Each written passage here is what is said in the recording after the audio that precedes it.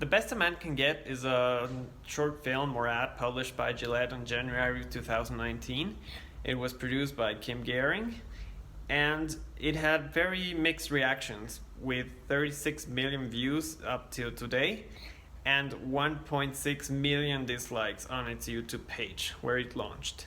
Through emotional imagery and explicit examples, Gillette, The Best a Man Can Be, aims to call out toxic masculinity behavior and inspire us men to be better. This ad came out in 2019 in the middle of Trump's administration in the US. This is when the Me Too movement became prominent, with many actors and people in Hollywood saying they were abused or something in the past and they should not be allowed to live in these conditions where they just accept these normalized but really toxic attitudes from men. The purpose of this ad then is to call out these toxic masculinity behaviors and reflect on our society, what's going on, we need to change to be better as men for the future. They put a heavy imagery on kids and what they will learn and how they will become in the future. So we're going to touch on these topics and how they use rhetoric elements to convey this message.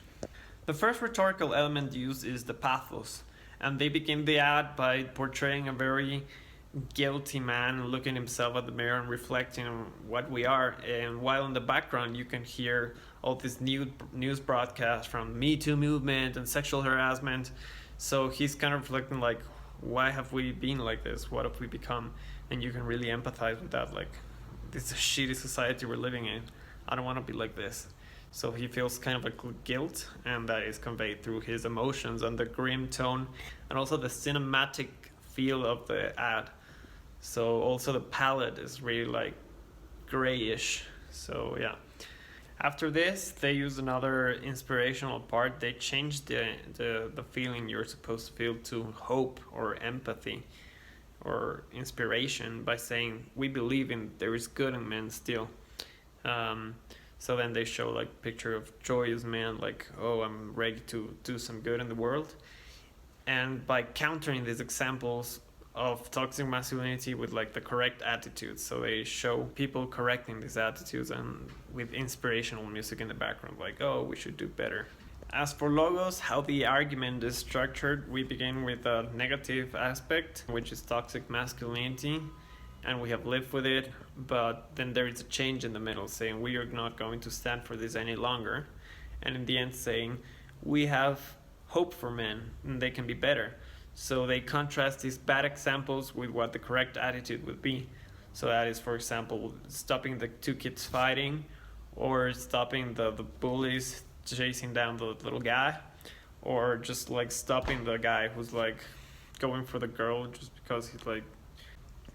So in terms of kairos, that is the timing of the argument being made, we have to consider the contextual aspect of it, and this is 2019, in the middle of the Trump administration, which has been very divisive among the American people because there have been more polarized than ever before, and these topics of masculinities and the bad aspects of it can be enhanced by the Trump administration and the alt-right movements.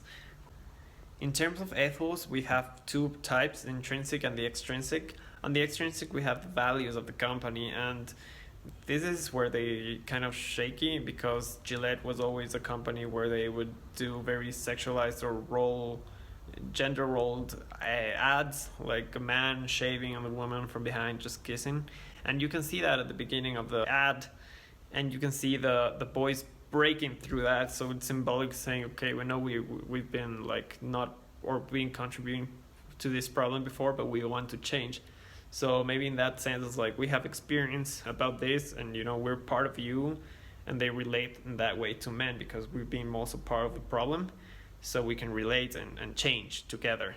Also, the intrinsic values, how they build up, and a lot of what they use is famous people like Terry Crews, who's speaking against, like, we should hold men should hold themselves accountable to other men of what they're doing. And also the news broadcast saying like, oh, toxic masculinity and this is not good and so on. They help to build up this feeling that this is actually the right thing to do, and it shouldn't be this way of all times, like saying boys will be boys. We should change, and we should bring hope for the future.